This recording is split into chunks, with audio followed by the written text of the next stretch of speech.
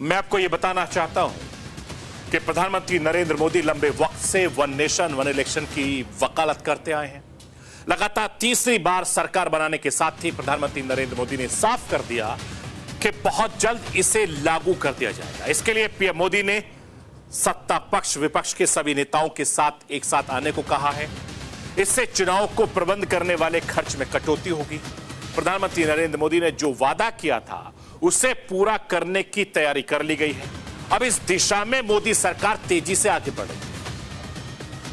खबरों की माने तो आने वाले शीतकालीन सत्र में इस प्रस्ताव को संसद के पटल पर रख दिया जाएगा। हालांकि इस प्रस्ताव को मंजूरी मिलने के लिए अब भी लंबा रास्ता तय करना होगा, लेकिन उस दिशा में काम शुरू हो चुका है। अब आगे क्या होने वाला है, मैं राष्ट्र की आवाज के जरिए आपको वो भी बताना, समझाना, दिखाना चाहता हूं। मोदी सरकार को दोनों सदनों में बिल लाना होगा। ये बिल संविधान संशोधन करेंगे। इसके लिए ये सभी पास होंगे जब सरकार को संसद में 2/3 सदस्यों का समर्थन मिलेगा।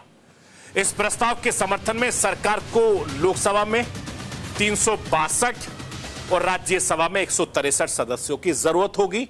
अगर दोनों सदनों में प्रस्ताव पास हो जाता है तो भारत के 28 विधानसभाओं में से कम 15 राज्यों की विधानसभाओं में इसे पास करवाना जरूरी होगा और इसके बाद राष्ट्रपति के हस्ताक्षर से यह बिल कानून बन जाएगा।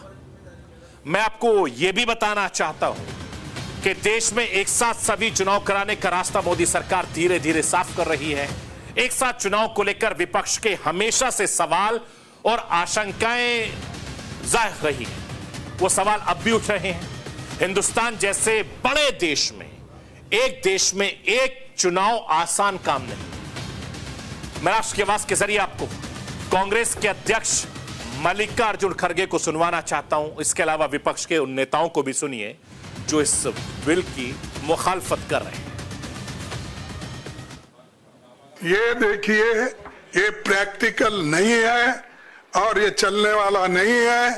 ये सिर्फ चुनाव जब आते कोई ना कोई कुछ मुद्दा नहीं मिल रहा उनको, ऐसी चीजें बात करने के लिए, इश्यू को डाइवर्ट करने के लिए वो बात करते हैं और इसीलिए और पूरे देश के लोग कोई मानने वाले भी नहीं है। ये देखिए, कॉन्स्टिट्यूशन जो है ना, आप एडमिनिस्ट्रेशन को कॉन्स्टिट्यूशन की जो स्कीम है, आप ये नहीं बोल सकते नहीं पैसे बचाने का। पैसे बचाना तो फिर कल कोई उठ के बोलेगा पुलिस को बंद कर दो, आईपीएस को, कोई बोलेगा कोर्ट में इतना पेंडिंग है। कन्वीनियंस के ऊपर ये सब नहीं करेंगे ना। कॉन्स्टिट्यूशन चलेगा तो कॉन्स्टिट्यूशन प्रिंसिपल्स के ऊपर चलेगा। तो बेसिकली नरेंद्र मोदी सिर्फ, क्योंकि बीजेपी की आइडियोलॉजी आरएसएस हमेशा ही रही है कि वो रीजनल पार्टीज को नहीं चाहते, इसीलिए वन नेशन वन इलेक्शन का एक मार रहे हैं तुग्गा। हम तो इसकी मुखालिफत किए हैं और मुखालिफत करेंगे, अपोज करेंगे। देखिए, हमें ये लगता है कि ये भारतीय जनता पार्टी का एक और नया जुमला है और मैं बताता हूं क्यों। थोड़े दिन पहले 4 राज्यों के चुनाव होने थे।